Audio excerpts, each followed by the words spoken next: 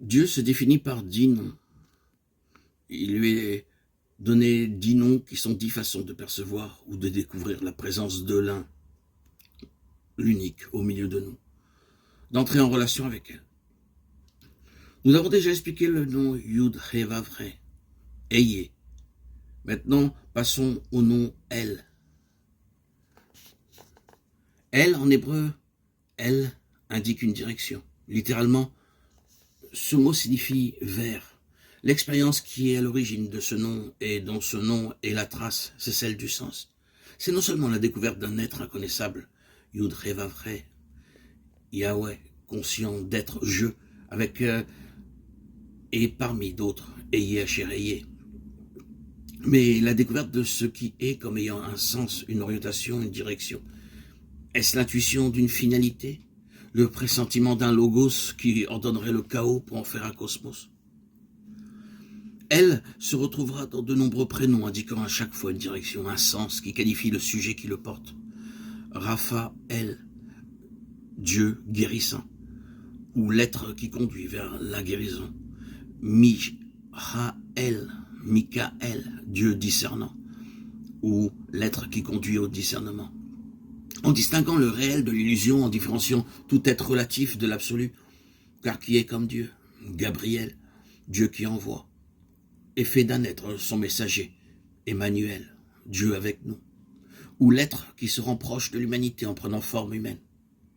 Il y aurait bien d'autres noms à citer, non seulement des noms d'êtres conscients, qu'ils soient angéliques ou humains, mais aussi des noms de lieux comme Bethel, qui veut dire la maison de Dieu, la demeure du sens.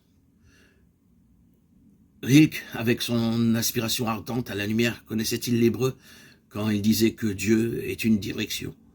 Ou est-ce son intuition de poète qui lui faisait pressentir le sens, qui parfois nous anime, nous remet en marche, là où selon toute apparence nous étions dans l'impasse?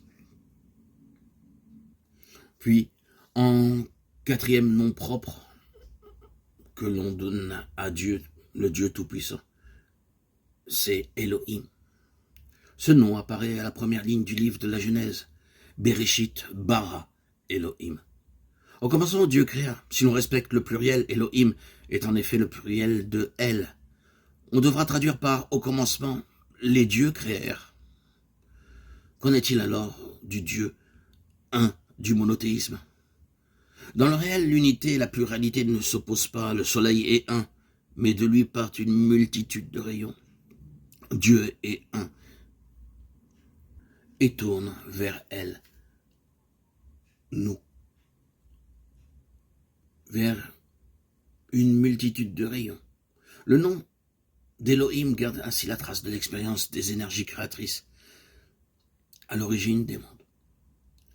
Le nom manifesté, l'être en lui-même, Yahweh, sort de lui-même et se révèle ainsi comme don. La première forme du don de l'être, c'est la création. C'est parce qu'il y a du don dans l'être qu'il y a quelque chose plus plutôt que rien. Elohim traduit donc la façon qu'a l'inconnu de se tourner vers elle et de se donner dans le multiple Elohim. La théologie orthodoxe distingue l'essence divine, inconnaissable, innommable, Yahweh, des énergies divines qui participent à la création, Elohim. Il s'agit évidemment du même Dieu unique, le cœur du soleil, que nul ne peut voir, et ses rayons que tous peuvent voir ne font pas deux soleils. Et comme le soleil tout entier présent dans ses rayons, ses énergies, c'est bien l'inconnaissable qui se rend présent dans la création. Tout ce qui existe est divin d'une certaine façon, puisque tout ce qui existe ne peut exister que par participation à l'être. Ce n'est pas du panthéisme qui serait une forme d'idolâtrie consistant à prendre l'univers ou une partie de l'univers pour le tout, mais du panenthéisme. Comme le soleil tout entier présent dans chacun de ses rayons, Dieu est tout entier présent dans chaque élément de sa création. Pour beaucoup de noms contemporains, ce pressentiment ou cette appréhension du réel comme champ de force ou d'énergie créatrice présente dans cet espace et dans ce temps est l'approche de Dieu qui leur semble la plus accessible. Le langage neutre de l'énergie leur convient mieux que l'appréhension du réel comme conscience d'être ou comme je suis, ayez. Sous ces différentes perceptions se cache la même réalité, car il n'y a pas d'autre réalité que la réalité, quelle que soit la forme sous laquelle nous la découvrons ou l'inventons. Heureusement, il y a plus d'un nom pour parler de l'un, l'unique. En faire la remarque, c'est rappeler la surabondance de sa vie.